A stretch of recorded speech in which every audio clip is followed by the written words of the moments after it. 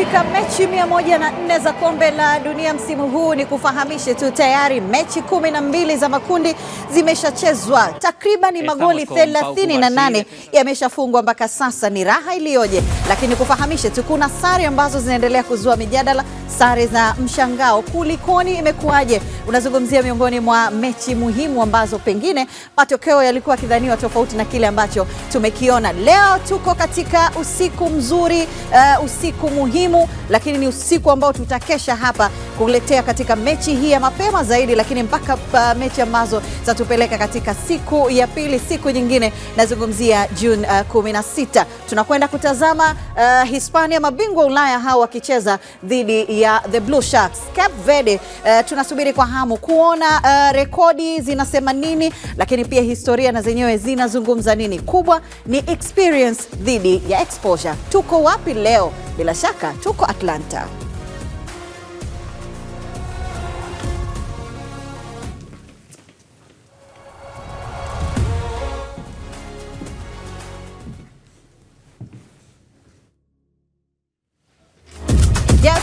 Ni kuhakikisha tu imekuwa ni siku nzuri na siku bora zaidi, mwendelezo wa kombe la dunia, fainali za 23 ambazo zinafanyika katika mataifa matatu hayo, Canada, Mexico pamoja na Marekani. Na leo tuko Marekani katika mji wa Atlanta. Tunakwenda kuangazia mechi muhimu, lakini kubwa zaidi kabla ya mechi yenyewe. Msisimko ni mkubwa kombe la dunia msimu huu. Mambo ni mazuri kweli kweli. Studioni mimi ni Fatma Dola Chikawe, kama ilivyo ada niko na wachambuzi wangu James Samuel.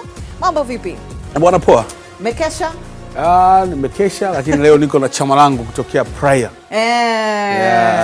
Sawa, lakini pia tuko na Godlisten Muro. Muro, siku nyingine tena hii muhimu. Bila shaka uko vizuri kabisa. Yes, Juni 15 umetambulisha kitu kizuri kabisa. Mechi 12 tayari zimeshafanyika.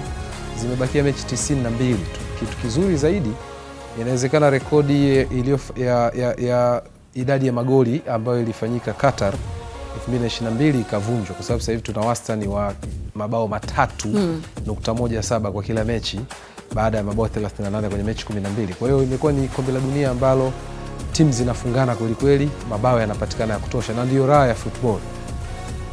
Curaçao wameingia kwenye mtumbwi wa vibwengo. Yani sawa, huna experience, lakini kipigo cha 7-1 sio cha mara ya kwanza wao kupokea aina hiyo kipigo, lakini wanafanya kwamba ionekane kama vile ni wameonewa kwa namna moja ama nyingine, au wamekuja eneo ambalo sio sahihi kwa msimu huu. Cha kwanza kwao kwa kushiriki mara ya kwanza, lakini hicho unaweza ukaona kama kinaenda kuongezewa kitu baada ya kufunga bao lao la kwanza. Ila furaha inakuja kuharibika baada ya kushushiwa kipigo kizito. Ila hivi vyote sio kitu kwao, kwa sababu ni kama wamekuja fungate hivi. Unajua, kushiriki kwa mara ya kwanza kihistoria, hawajawahi kufika kwenye tournament.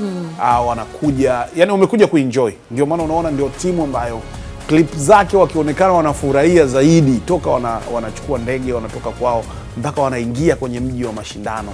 Wao ni mziki tu, wanacheza, wanafurahi, wana nini. Na unaona mzee Dick Advocaat jana alikuwa amekuja kwenye hii michuano akiwa ndio kocha mzee zaidi, yani ana umri mkubwa kwa miaka 78. Na alikuwepo na timu ya taifa ya Uholanzi hapa Marekani mwaka 1994. Kwa hiyo unaona kuna vitu vilikuwa vinaenda vinashabihiana na kufurahisha kwa namna moja ama nyingine.